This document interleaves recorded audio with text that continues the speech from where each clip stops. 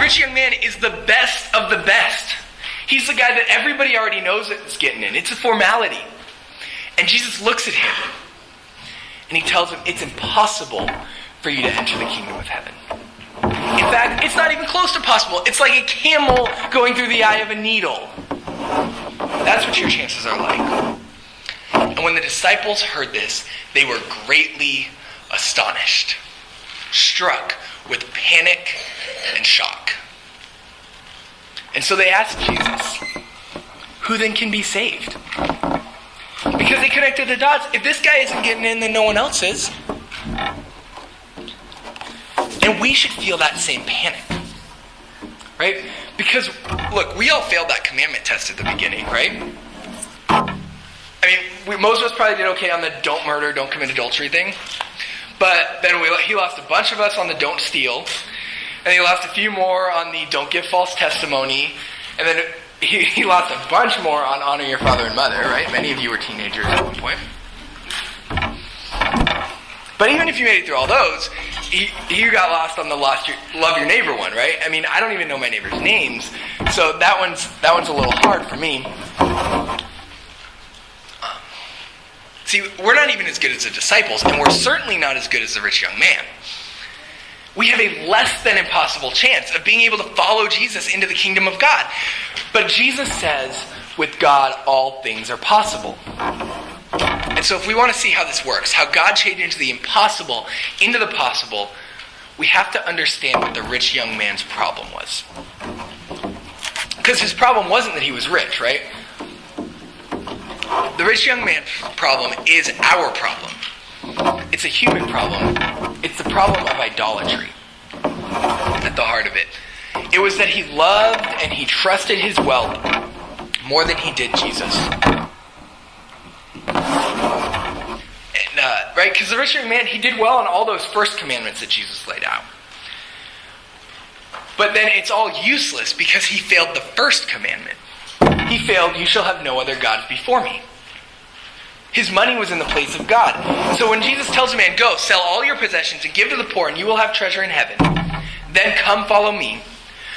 All Jesus is doing is rephrasing the first commandment to the man's specific god or idol. All he's doing is saying, you shall have no other wealth before me. And the rich man can't do it. He can't do it. He's more interested in his kingdom of riches than he is in the kingdom of God. And look, the disciples are asked to give up their idols as well. Right? The disciples didn't have a lot of money, but they had jobs and security and family, all of which they walked away from to follow Jesus. And eventually, when Jesus asked them to give up their very lives, every single one of the disciples faithfully died a martyr's death because they loved Jesus more than anything else, more than security, family, jobs, or even life itself. And here's the thing. Jesus asks every person to give up their idols to follow him. He asked the rich young man, he asked the disciples, and he's asking me and he's asking you. We can't follow him without giving up the things that we love more than him. And it's not just little figurines, right? It's our idols of acceptance and approval, of always trying to achieve enough and be good enough so that people will accept us. It's our idols of control, of having control over our future and financial security.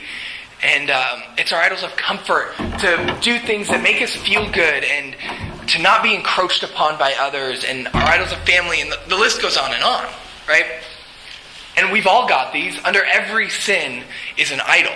Something that we love more than Jesus. And I'll tell you what my idol is right now. My idol is California. My idol is home. It's being near family and being near good friends and the familiarity of the place I grew up, of the restaurants and the roads and the culture. It's being around people that I've known for more than 3 months. And being around people who have known me for more than 3 months. Man, I miss that. And when I play out my future in my head, right? Because I'm at that life stage now where I have my whole future ahead of me. And so I play out my future in my head, and I've got all these options. every one of those options ends with me living in California. Every one of them.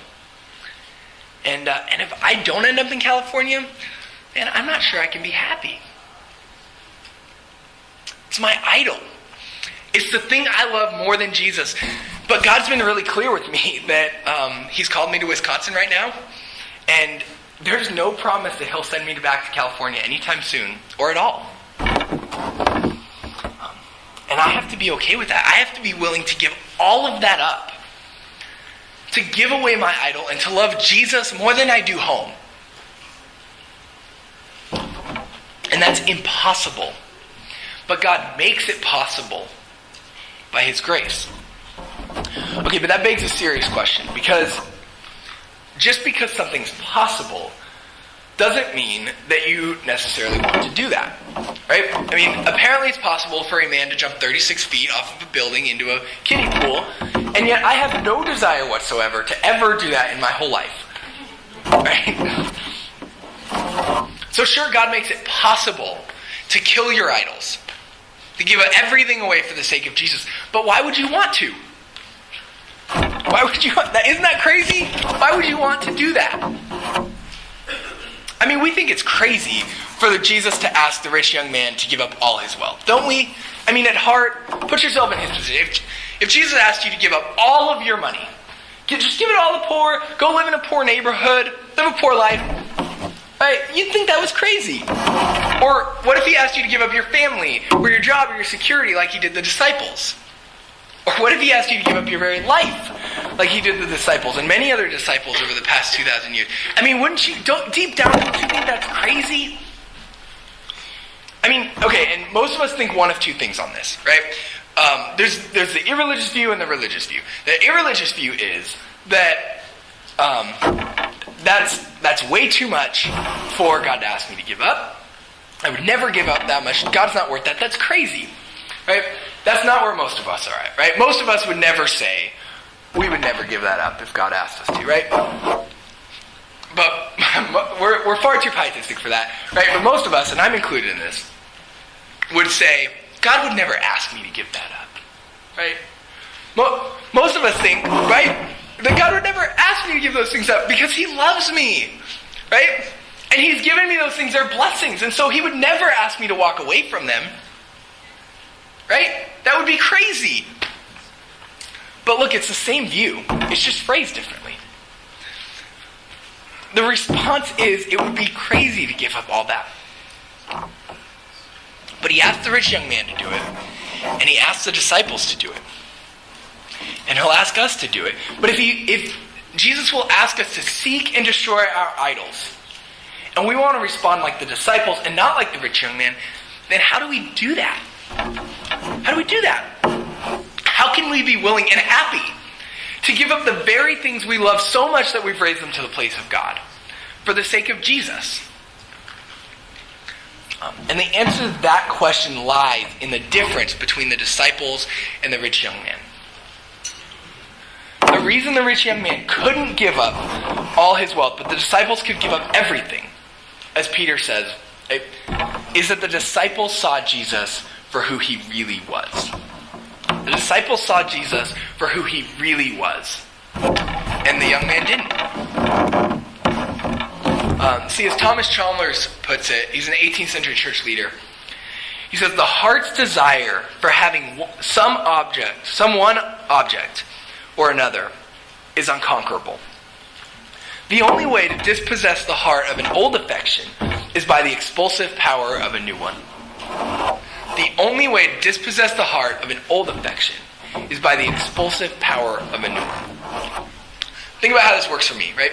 I'm single. I'm enjoying being single. I like being single. I like the individualism. I like being able to make decisions apart from everyone else to just move to Wisconsin, right? And that not affect anyone. I mean, my mom's sad, but but at some point, that affection for the individualism is going to be taken over by some girl, right? Most likely. And my affection for her is going to be deeper than my affection for my individualism. And so she'll push that out. She'll replace that affection. And we'll get married. And you know what? We'll really enjoy being married and just being a young, poor, married couple. Right? of you remember what that was like. Coming my way soon, I'm sure. But then our affection for being that married couple without ties is going to be replaced with an affection for raising up a new generation together. Right? It's going to be replaced with an affection for having kids. And then we'll have kids and we'll love our kids, but at some point we'll want them out of the house. Right? Why? Not because we love them less, but because we have a new affection to see them become adults. Right? Old affections have to be replaced with new ones. They can't just be removed. Our idols can't simply be removed. They have to be replaced with a greater object of affection. They have to be replaced with Jesus. The disciples surely loved their idols. But their love for Jesus, which spawned out of an understanding for who he was, allowed them to give up their idols and wholeheartedly follow Jesus.